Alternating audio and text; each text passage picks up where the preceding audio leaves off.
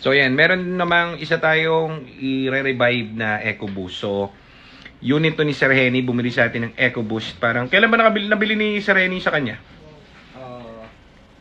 20 days ago, no? Ganun. Mga 1 month. Mga 1 month. Mga 1 month na pala nakabili. Malas lang. So kakabili lang niya. Etong unit niya, napakaganda na EcoBoost na binigay namin dito kay Sir. Ngayon, alam niyo naman, nung bagyo, inabutan. So, saan siya nakatira? Pasig kasi, no? Lubugin talaga ron, no? May Robinson. Lumabog ba? Lumabog, eh. Lubog yung kalahati. So, sabi ko, tumatawag sa akin yung may-ari. Sabi ko, Sir, iligtas mo yung passenger side. Passenger side, andyan yung RFA. Kaso wala na, hindi na inaabot. So, yun. Nangyari, lumubog. Ngayon, siyempre, unahin nyo na sarili nyo kaysa naman yung kotse. Yung kotse, magagawa naman yun, walang problem. Tutulungan natin siya kasi nalubog ang kanyang unit. So, pinapunta ko si Osilito ron sa unit sa Ford niya, Fiesta sa EcoBoost ni Sir sa Pasig kasi ayoko ipakabit yung battery. Kasi pag pinakabit yung battery, baka mag-short.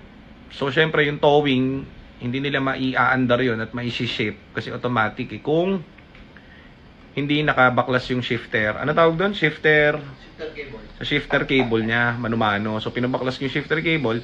Then, pinabaklas ko rin yung RFA para masimulan na natin gawin dito. Kasi on the way na yun, papadala na rito yung kotse.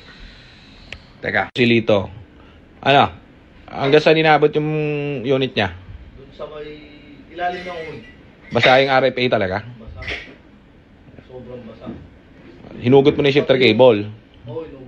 Neutral ko na pati sa manubela nag-lock. Oh, yan. Hinugot niya para mamaya, pag dumating yung towing doon, hindi na sila mahirapan magtulak. Maililiko nila na maayos yung unit. Tapos, ito ang RFA na tumataging-ting ng EcoBoost. Ito yung sinabaha ni EcoBoost. Ayan, oh. So, kung ito, tinry yung i-start or nakabit yung battery ng baha, nakalubog to sa, nakasubmerge to sa sa tubig. Sabog to, sira to. Napaka ang tawag dito, problematic kapag ito ang pinalitan nyo. Okay, ulit-ulit. Dahil ito nga, ang sasama mo rito, yung ignition, yung susi, steering column, yung lock, ang dami. Di ba? Madali magpalit nito, yung program ang mahirap. So, no? Grabe, no? Grabe to, boy. So, unang gagawin natin, kasi may mga sunog akong icing nakikita, eh. Yung mga icing sunog, dami.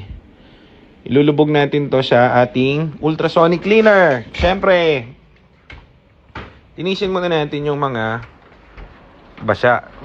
Tapos, saka natin tignan sa microscope kung ano yung mga shorted. Ite-thermal camera na lang natin to after para malaman natin kung ano yung uusok. Diba? Lubog natin dito. Lubog. Lubog sa solution. Takpan. Parang nagluluto. Alam ko. Linisin muna natin yung mga debris niya. Kasi hirap diagnose kapag marumi. So yan, babalitaan ko kayo kung anong balita dito sa unit ni Sir Henny. Pero antayin natin dumating unit niya. As of now, ipapatowing na nila. Okay. Luto. Luto ka dyan. Antayin natin yung unit ni Sir. Parating na.